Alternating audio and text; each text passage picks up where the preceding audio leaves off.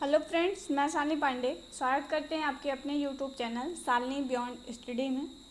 बात करेंगे आज के पेपर सोल्यूशन के बारे में, जो कि आज आपका एग्ज़ाम था फैमिली एंड कम्युनिटी का, परिवार और समुदाय का आपका एग्ज़ाम था आज।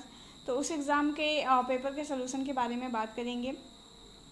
चलिए, तो पहला क्वेश्चन आपका था एक परिवार के दो या दो से अधिक व्यक्तियों के समूह के रूप में परिभाषित किया जा सकता है जो रक्त विवाह या गोद लेने और एक साथ रहने से संबंधित है। ठीक है, यहाँ पे आपसे सीधे सीधे आपको परिवार की डिफिनीशन दी गई है और वो बताना है आपको सही है गलत। देखिए, बिल्कुल सही है। एक परिवार जो होता है वो रक्त संबंधियों का बना हुआ एक ग्रुप होता है जिसमें दो या दो से अधिक व्यक्ति होते हैं। ठीक है, विवाह प्रथा द्वारा भी मान्य होता है परिवार। और गोद लेने, जो बच्चे गोद लेकर के परिवार का निर्माण होता है, वो भी एक परिवार के अंतर्गत ही आता है। तो ये बिल्कुल आपका सही हो जाएगा। चलिए आगे बात करते हैं अगले क्वेश्चन पे। तो अगला क्वेश्चन आपका सीबीआर का मतलब यहाँ पे दिया गया है कॉम्प्रिहेंशन बोर्ड ऑफ रिहेबिलिटेशन। ठीक है, तो ये पूर्णतः गलत है आपका, क्योंकि जो सीबीआर होता है वो होता है कम्युनिटी बेस्ड रिहेबिलिटेशन। ठीक है, तो वो समुदाय आधारित पुनर्वास होता है, जो कि यहाँ पे आपका गलत दिया गया है इसका फुल फॉर्म, तो ये आपका गलत हो जाएगा। चलिए अगले क्वेश्चन पे आते हैं। अगला क्वेश्चन है अभिभावकों और पेशेवरों की साझेदारी में अभिभावकों और पेशेवर दोनों को अपने ज्ञान और कौशल को बच्चे की प्रगति हेतु आपस में साझा करना होता है। ठीक है, ये भी बिल्कुल सही है, क्योंकि जो पेशेवर होते हैं, मतलब जो ट्रेनर्स होते हैं और जो हमारे अभिभावक होते हैं, अगर वो बच्चे के देख रेख में या बच्चे के किसी भी ज़रूरत में या बच्चे के किसी भी ट्रेनिंग में अगर एक दूसरे का सहयोग करते हैं, एक दूसरे के साथ अपनी बातों को साझा करते हैं, तो उसका बेनिफिट उनको मिलता है और बच्चे का जो विकास होता है वो बिल्कुल अच्छा हो जाता है। तो ये भी बिल्कुल सही हो जाएगा आपका। चलिए अगले क्वेश्चन पे बात करते हैं। अगला क्वेश्चन है एक ट्रेन यात्रा करते समय एक श्रोण दिव्यांग यात्री को किराए में 50% की छूट मिलती है। ठीक है, बिल्कुल सही बात है।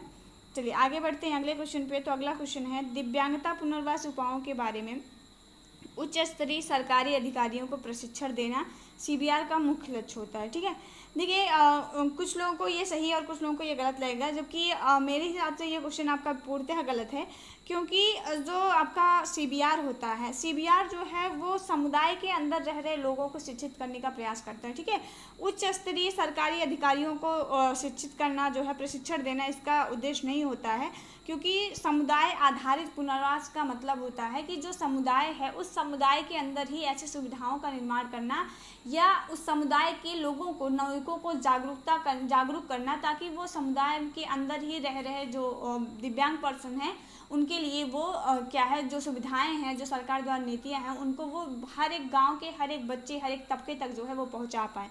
ठीक है, ये इसका एक मुख्य उद्देश्य होता है, जो कि ये पूर्णतः आपका गलत हो जाएगा। चलिए बताइएगा अगर आपको किसी भी क्वेश्चन में कोई भी डाउट रहेगा। तो उसके बाद है संक्षिप्त टिप्पणी लिखें। ठीक है, बहुत ही इजी पेपर आज का बना हुआ है, बहुत ही अच्छा पेपर था आज का। अगर बात करें लॉन्ग टाइप क्वेश्चन पे, तो लॉन्ग टाइप क्वेश्चन भी आपका बहुत ज़्यादा इजी बना हुआ था। श्रोण दिव्यांग जन्म तथा परिवार के प्रारंभिक भावनाओं, प्रतिक्रियाओं, संयोजन का वर्णन करना था। श्रोण बाधिता बच्चों के पुनर्वास में छात्रों, शिक्षकों और परिवार से संबंधित मुद्दों पर विस्तार से चर्चा करें। उसके बाद समुदाय जागरूकता के लिए उपाय किए जा सकने वाले विभिन्न प्रकार के कार्यक्रमों और सामग्रियों के बारे में लिखें।